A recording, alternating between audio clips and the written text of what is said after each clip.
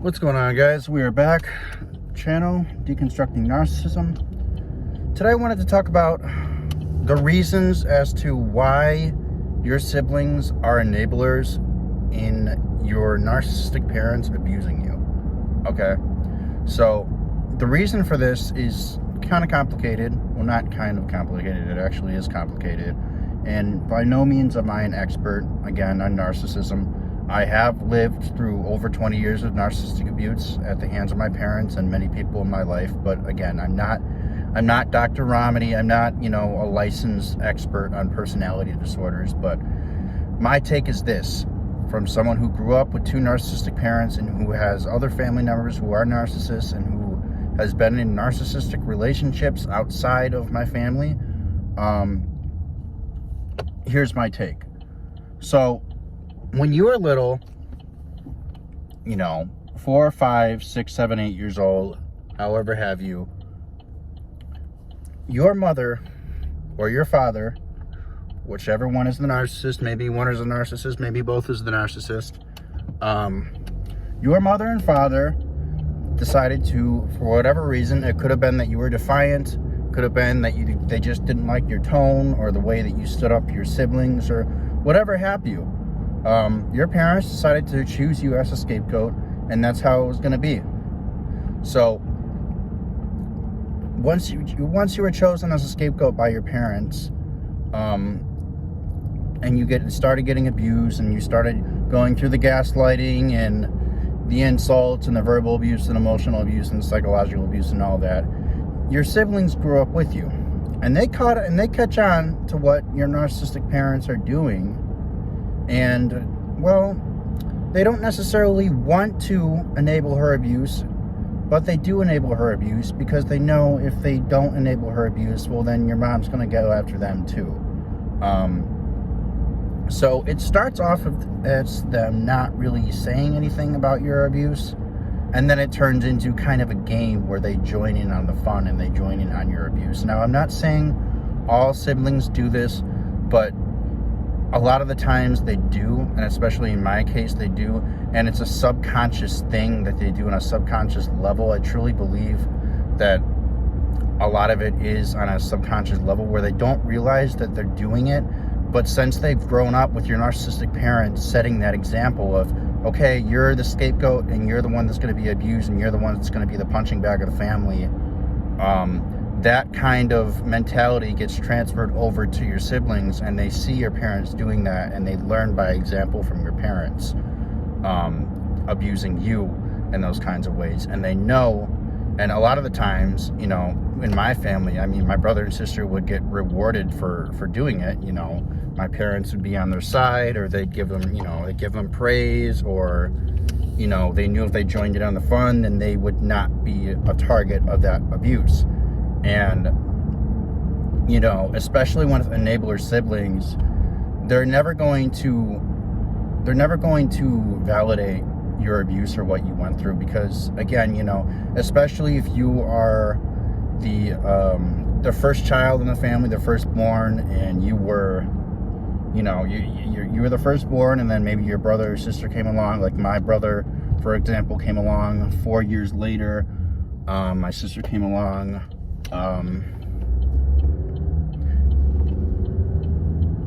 7 years later. Sorry, I had to think about that. But especially if you were the firstborn and you were the first one to experience all that abuse, you've already lived 4 or 5, 6, maybe even more years getting abused by your narcissistic parents, and then your siblings come along. They only know love from them because you're not the scapegoat. You were chosen to be a scapegoat before they were old enough to even understand what was going on and what they knew was going on, and what was morally correct and what was not morally correct, and how you should treat people and how you shouldn't treat people. So this behavior, this enabling behavior that your siblings do to you, and the enabling behavior that they enable from your narcissistic parents, it's learned at a very young age.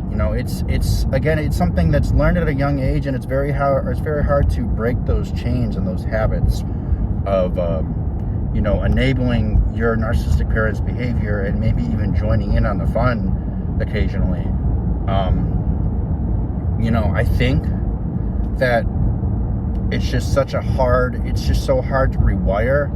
And I'm not excusing what they do at all, but I just think that, you know, it's a combination of, well, from their point of view, they know that, you know, your parents can be overbearing and they know they can be mean sometimes, but at the same time, they kind of know that, well, if I enable this behavior, if I don't say anything, I get benefits from this, you know?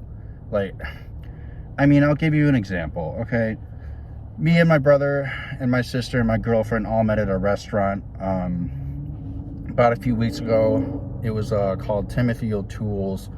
You know, it was a very nice restaurant. We had a good time and everything like that. And, you know, there goes my brother. He starts bringing up money, which is, it's never a good idea to bring up money while you're eating. But, you know, he brings up, my brother and sister start bringing up how much inheritance they've gotten from my parents and this and that. And, you know, my parents have given them both inheritance, and my parents have taken them on lavish and luxurious vacations and paid for many things for them. Why? Because, well, my brother and sister take their abuse and they enable their behavior. So that's the reason. But, you know, we kind of got into not an argument per se, but it got into like, okay, so, you know, they gave you this money, you know, why won't they give me this money? You know, there goes back to what I was saying, them enabling my narcissistic parents' behavior. Well, you kicked them out of your life and, you know, you decided you didn't want them anymore, but even though that they were abusing me, and you still kick them out, so they're not going to give you their money for, you know, you calling them a bad parent. But, you know, it's just little things like that, you know, that you can see that they're enabling their behavior and the things they do. You know, not that I need the money, not that I want their money. I know I'm never going to get the money. Even though they have a lot of money for me apparently, but they've never given it to me. I'm never going to get the money. My parents have always been liars, so once a liar, always a liar. But, you know, I'm kind of getting off track. This is just a kind of a rant video, you know. Don't ever expect your siblings, your enabler siblings, to change, okay?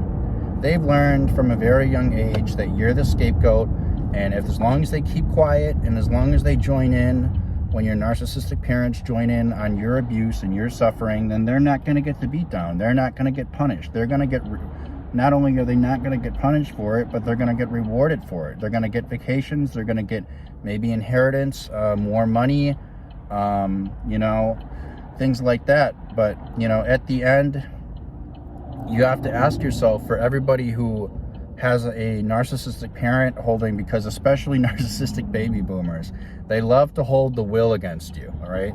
You know, my mom has held, you know, her will against me for the longest time, and saying she would always give it to me. She never gave it to me. It was a carrot on a stick. It was a way of controlling me, you know, way of trying to get me back into her clutches, holding out hope that I'm going to get that money one day. But, you know, guys, my point is, the money is never worth it. The narcissistic baby boomer will always use the will as a last resort when they feel like they're losing control of you, okay? The will is kind of the narcissistic baby boomer's last kind of hoorah to, you know, finally try to get you back in their clutches and get you back into that cycle of abuse that you've experienced for so many years already. Save your physical health, save your mental health. Do not go back to the narcissist no matter what. I'm not even talking about narcissistic baby boomer parents. I'm talking about the narcissist in general. Do not fall for the hoovering. Do not fall for the attempts at reconnecting. Just don't do it, guys. It's not going to work in your favor whatsoever. The narcissist is not going to give you anything. As soon as they get you back in their clutches, they're going to reverse all their promises, or all the things that they've told you that they're going to do. They're going to reverse that, okay? The narcissist behavior changes based upon what they want from you, okay? If the narcissist wants something and the narcissist is usually very cruel and mean towards you, then the narcissist is going to act very nice towards you if they want something from you, okay? The narcissist exists to manipulate and control other people. That's what the narcissist lives for. The narcissist can change their behavior on the drop of a dime. I've seen it with my parents, and I've seen it with one of my ex-girlfriends. I mean, man, the way she changed, she could go from 0 to 100 like that. And you didn't even have the slightest clue as to what even set her off. But, you know, neither here or there, guys. I'm getting off topic. My point is, do not try to convince your enabler siblings that your parents are narcissists. It's just not going to work, you know? I think they know deep down that the way they treat you is morally wrong, but I don't think I think a lot of our siblings that, you know, are enablers, you know, not that I'm defending them, but I believe a lot of them are kind of, they're trapped in this cycle of abuse just like you were. So, you know, at the end of the day, you can't save them. You can tell them what, you know, you can tell them what's on your mind. You can tell them the truth, your truth, the truth that you know to be true. You can tell them how you feel, but, you know, at the end of the day, you have to move on with your own life, you know, especially if they want you to come back to the family and they want you all to be one big happy family again. You know, it's never going to be a happy family. It was never a happy family when you were in the house as a scapegoat, and it's not going to be a happy family if you attempt to go back. So again, my best advice for you guys who are dealing with enabler siblings that are trying to reconnect with you, maybe trying to get you back, you know, into the family circle and, you know, have you come over for holidays and Thanksgiving and Easter and blah, blah, blah, and be one big happy family again. No, it's not going to work, guys. I've tried it. It's not going to work. It's never going to work. In fact, narcissists only get worse as they get older. So, that's really all I got, guys. You know, if your enabler siblings are trying to reconnect with you, I think, you know, if you can maintain a relationship with them, but at a distance, you know, see them once in a while, out to eat or something, you know, that's fine. But as far as you going back to the family and being one big happy, you know, not even one big unhappy family, I should say, because you weren't really happy if you were the scapegoat in a narcissistic family anyway. But, you know, right, like I said, as far as that's concerned, you don't go back to the family. Don't get trapped with the narcissist hoovering, okay? It's all a mirage. It's fake. It's phony. It's bullshit.